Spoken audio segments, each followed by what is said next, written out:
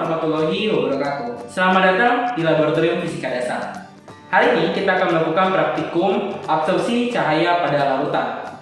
Pada praktikum ini, mahasiswa akan melakukan praktikum dengan tujuan yang pertama, mengetahui absorbansi pada larutan dengan menggunakan hukum Lambert. Dan yang kedua adalah mengetahui nilai koefisien absorbansi dengan menggunakan analisis grafik. Pada percobaan ini, kita akan menggunakan beberapa jenis alat yang ada di hadapan saya. Alat yang akan kita gunakan adalah power supply. Power supply di sini adalah untuk menyuplai arus ke lampu yang akan kita gunakan. Lalu yang kedua di sini adalah lampu. Lampu di sini digunakan untuk memantulkan cahaya dari lampu ke cermin. Tujuannya apa? Supaya cahaya yang terpantul oleh cermin ini bisa masuk ke gelas ukur. Gelas ukur di sini digunakan untuk menampung cairan atau larutan CuS4 yang akan kita gunakan sebagai bahan praktikum. Cairan ini akan kita tampung dengan kapasitas maksimum 50 ml. Kemudian di gelas ukur ini dilengkapi juga dengan kertas hitam untuk memblokade cahaya di sekitar atau di lingkungan ke dalam gelas ukur. Lalu di sini juga kita menggunakan luxmeter. Luxmeter di sini digunakan untuk mengukur dari nilai intensitas cahaya. Lalu di sini juga kita dibantu oleh beker glass dan pipet tetes untuk memindahkan larutan. Baik, sebelum kita melakukan percobaan, pertama kita harus mencatat dulu kondisi ruangan yang akan kita gunakan sebelum praktikum. Sesudah dicatat, kemudian kita ke power supply. Pada power supply ini yang akan kita gunakan dan kita atur adalah tegangannya. Jadi di power supply ini ada bagian atau instrumen alat output voltase outputnya. Kita atur dia kurang dari 5 volt. Mengapa diatur sampai kurang dari 5 volt? Supaya tegangannya tidak melebihi kapasitas dari si lampu, sehingga lampu tidak putus nantinya.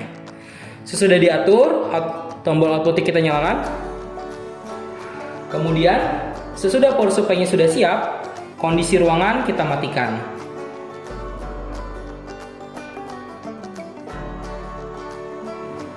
Baik, sesudah dinyalakan power supply-nya, kemudian lampunya kita atur posisinya sehingga cahayanya dapat terpantul oleh cermin ke arah gelas ukur. Jadi kita atur sedemikian rupa sehingga pas. Bagaimana caranya kita bisa mengetahui bahwa cahayanya sudah terpantul tepat ke arah gelas ukur? Posisi saat kita mengatur pantulan cerminnya dilakukan dalam keadaan ruangan yang gelap. Jadi dimatikan terlebih dahulu lampunya. Kemudian kita mengatur cermin yang ada di bagian bawah bisa terlihat pada langit-langit plafon yang ada di dalam ruangan kita. Jika dia terpantul dengan posisi yang baik, dia akan berada seperti ini posisinya. Bagaimana cara mengetahui bahwa ini sudah terpantul dengan baik? Pertama kita matikan terlebih dahulu lampu yang ada dalam ruangan kita sehingga dilakukan dalam kondisi yang gelap. Kemudian kita mengatur cermin yang di bagian bawah sambil melihat ke arah plafon dari ruangan yang kita pakai. Di sana dia akan terlihat seperti ada bagian yang tertutupi, ada bagian bayangan, dan ada bagian yang terkena pantulan cahaya. Bagian yang bayangan tersebut merupakan bagian bawah dari gelas ukur. Sehingga jika ada bayangan tersebut disekelilingi oleh cahaya, artinya gelas ukur tersebut sudah berada pada posisi yang benar. Sehingga nanti praktikan diminta untuk membuat posisi seperti yang ada pada layar. Baik, untuk kepentingan video, jadi kita lakukan dalam keadaan yang terang. Jadi kita akan memasukkan larutan CuS4 ini ke dalam gelas ukur. Praktikan bisa menggunakan beker glass sebagai alat bantu atau pipet tetes. Tapi saya masukkan langsung. Jadi kita masukkan hingga dia posisinya 20 ml. Jika berlebih, bisa menggunakan pipet tetes untuk mengambil kembali larutan yang berlebih.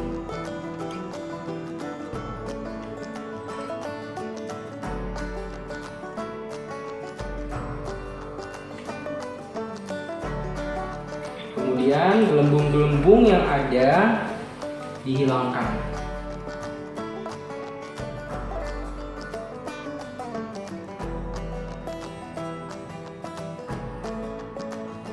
Kenapa dihilangkan? Supaya tidak mengganggu pantulan dari cahaya.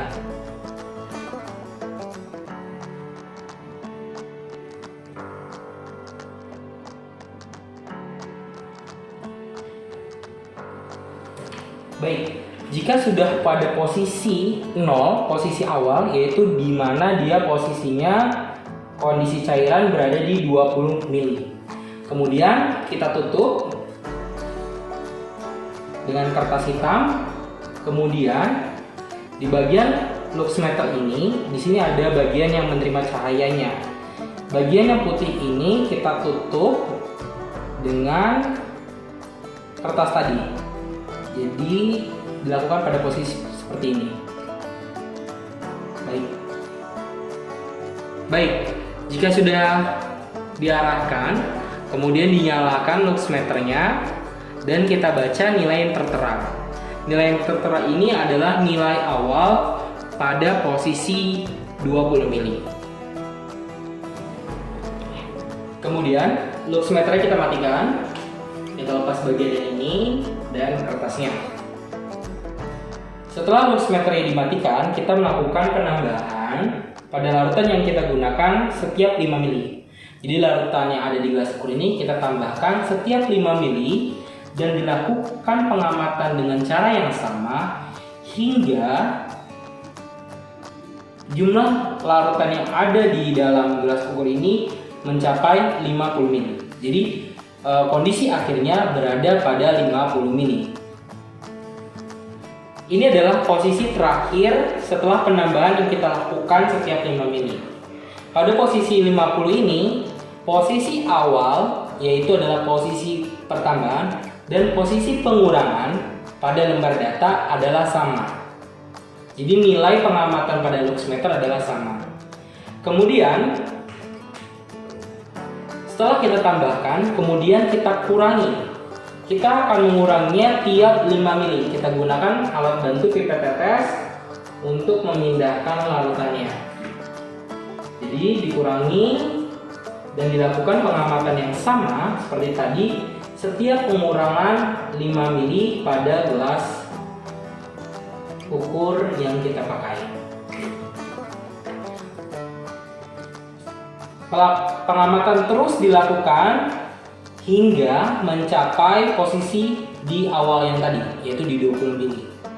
Jadi pengurangan terus setelah 45 ke 40, 40 sampai ke 20. Dilakukan pengamatan yang seperti tadi.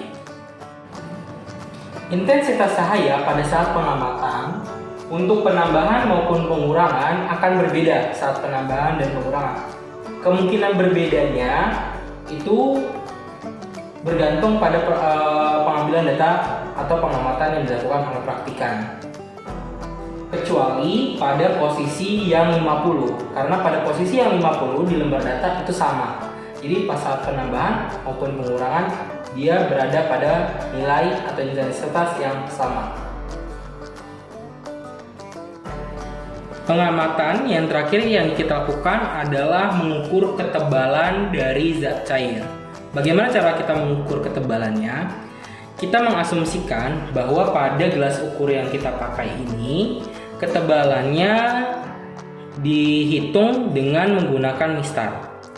Jadi, ketika pada posisi awal yaitu di posisi 20 dan posisi di akhir 50, kita ukur ketinggian dari si gelas ukur ini. Jumlah ketinggian yang sudah diukur tadi dibagi dengan banyaknya garis yang ada pada dari 20 ke 50. Banyaknya garis yang ada tadi, untuk setiap satu garisnya itu menentukan seberapa tebal dia dalam satuan sentimeter yang sudah kita ukur. Jadi kita akan mengukur tiap 5 garis dengan asumsi 5 mili itu adalah ketebalan dari zat cair yang kita gunakan. Jadi di sini digunakan dengan bantuan mistar untuk mengukurnya.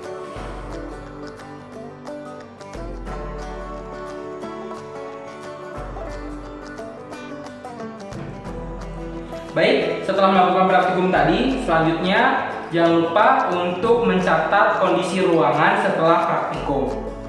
Mungkin begitu saja untuk video praktikum pada pekan ini. Kurang lebihnya mohon maaf. Wassalamualaikum warahmatullahi wabarakatuh. Jangan lupa like dan subscribe channel YouTube kami.